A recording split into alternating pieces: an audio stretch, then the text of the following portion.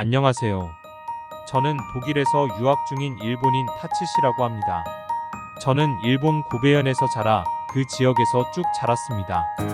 고베현이 온천으로 인기가 많다 보니 어려서부터 많은 외국인들을 만날 수 있었고 저희 집이 료칸을 운영해서 외국인에 대한 거부감이 없었습니다. 그래서인지 어렸을 때부터 외국에 나가서 살고 싶다는 생각을 많이 했습니다.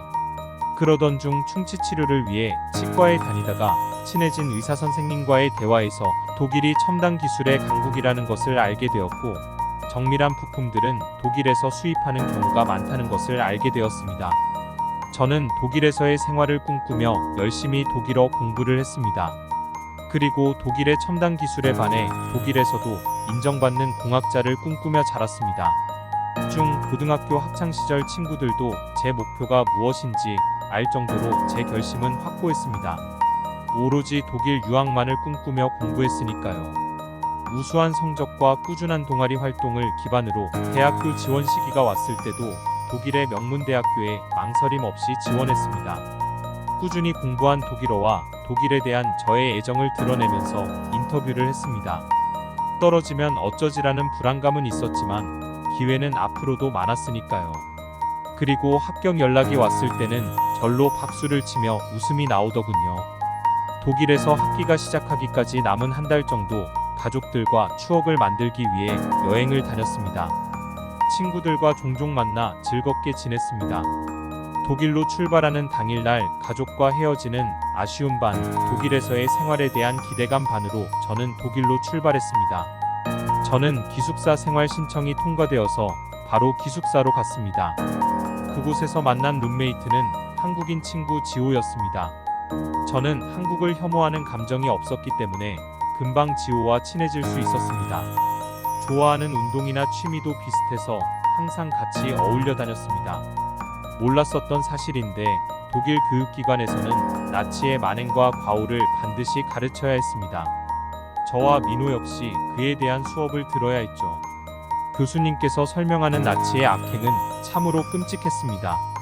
수많은 사람을 학살하고 인체 실험을 하는 등의 같은 반인륜적인 범죄는 듣는 것만으로도 속을 메스껍게 할 정도였습니다.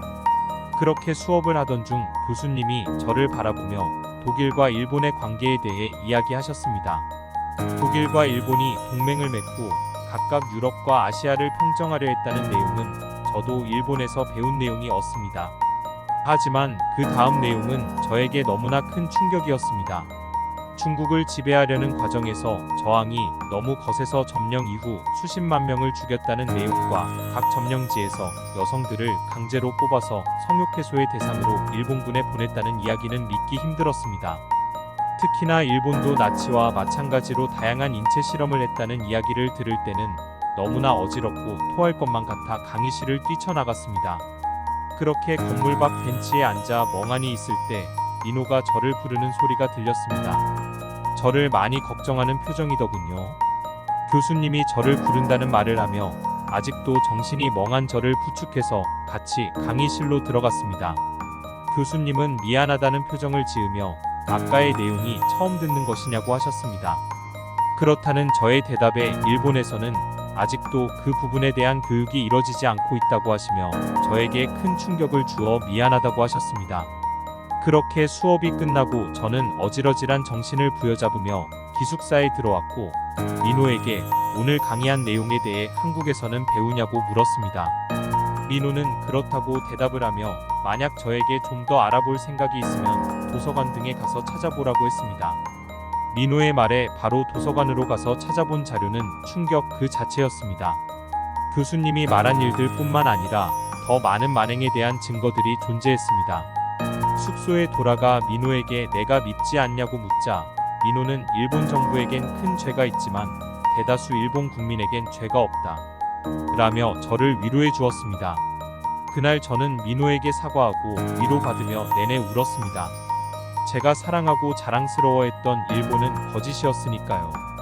다음 역사 수업 때 저는 해외 배송으로 일본 교과서 몇 가지를 챙겨 수업에 들어갔습니다. 그리고 일본의 역사 교과서에서 다루는 좋은 내용과 다루지 않는 만행에 대해 발표했습니다.